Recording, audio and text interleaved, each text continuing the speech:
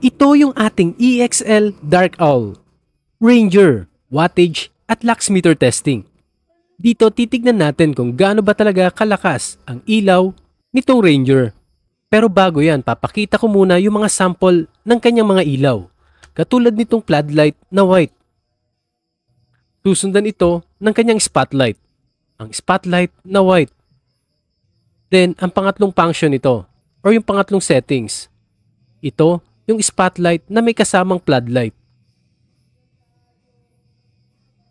Tapos, ang pang-apat na function nito, ito, yung floodlight na yellow.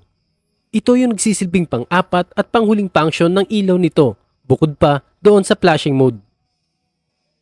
Ito yung flashing mode na may yellow at spotlight, yung pinagsabay or pinagkasunod na ilaw ng yellow at spotlight. At ito naman yung kanyang pang-anim na mode, yung flashing na spotlight. Sabay itong umiilaw at nagbi-blink, ang spotlight na white. At ang pang-pitong mode nito, ito yung alternate na flashing ng spotlight na white.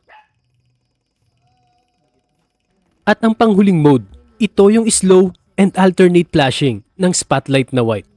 Yan yung pinakahuling mode ng kanyang ilaw.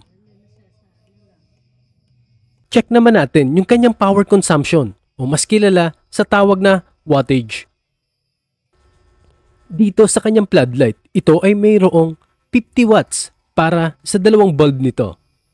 Dalawang bulb po yung pinapagana natin dito. At pagdating naman dito sa kanyang spotlight, dalawang bulb din po yung gumagana dyan. Ito po ay mayroong 74 watts na power consumption. At pagdating naman dito sa kanyang spot sa flood, ito ay mayroon na lang 72 watts. Medyo mas mataas na yung power consumption o yung amps nito. Ibig sabihin, mas malakas na itong kumain ng battery. At ang yellow light naman ito ay mayroong 50 watts. Halos same lang ito ng kanyang white light na meron ding 50 watts para sa dalawang bulb nito.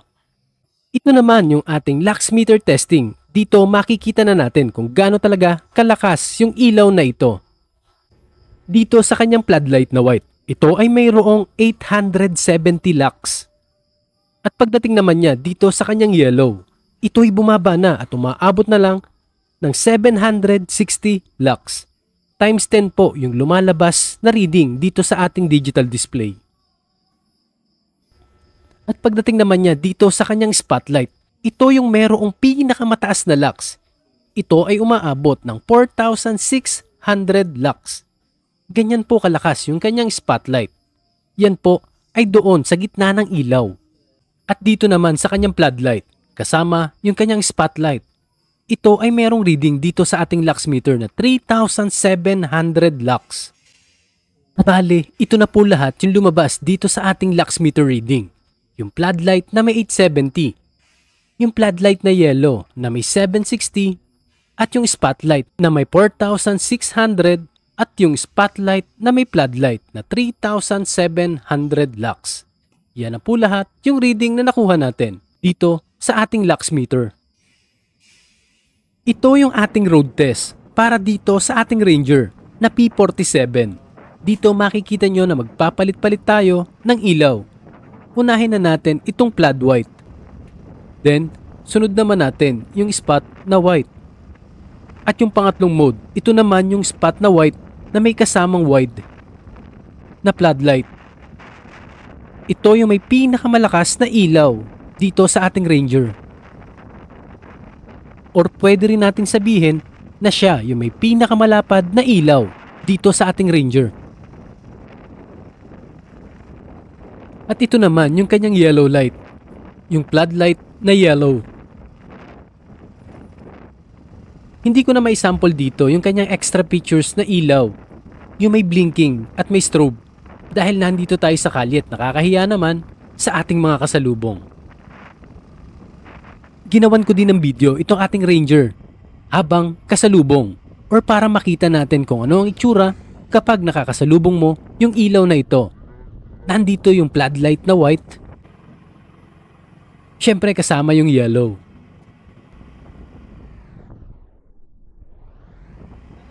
At saka yung pinakamalakas na ilaw nito, yung floodlight na may kasamang spotlight. ito yung pinagsabay na dalawang ilaw. Dito makikita nyo na pang malapitan lang talaga yung inaabot ng ilaw ng Ranger. Kitang-kita naman yan doon sa may bandang dulo. Malapad lang talaga at malawak yung nasasakop ng ilaw na to. Dahil nga't malapad at malawak yung nasasakop ng ilaw na to, medyo napakaganda niyang gamitin. Isama pa natin yung kanyang extra features na ilaw na merong blinking. At ito pa yung ibang blinking mode na meron at available sa product na ito. Yung sabay na white at yellow. Tapos yung flashing white. And then alternate na flashing na white. At ang pinakahuli, yung mabagal na flashing ng bawat ilaw.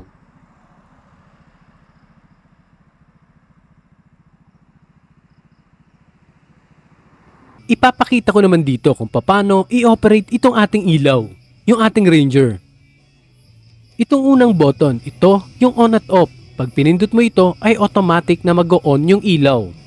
At ang unang function niya is yung white na floodlight. At dito naman sa kabila, ito naman yung magiging yellow light na floodlight natin. So bali pag pinagpalit-palit mo lang yung pindot nito, magpapalipat-lipat lang ito ng ilaw from white to yellow. Then tap again para dun sa unang button para lumipat ito ng spotlight.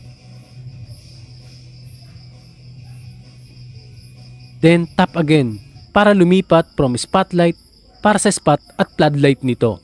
Bali meron 3 function na rotation yung first switch nito.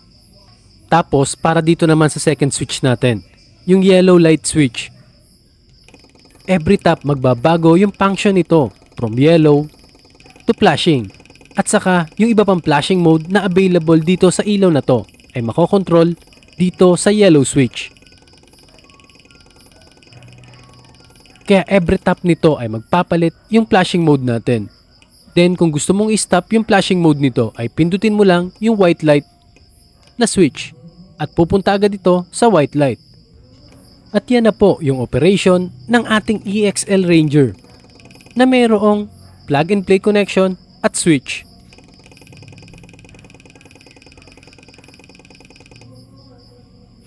At yan na po lahat yung function ng ating ilaw. Maraming salamat po sa panonood ng aking video. Huwag niyo po sanang kalimutan mag-like, share at subscribe. God bless po at ride safe po sa inyo pong lahat.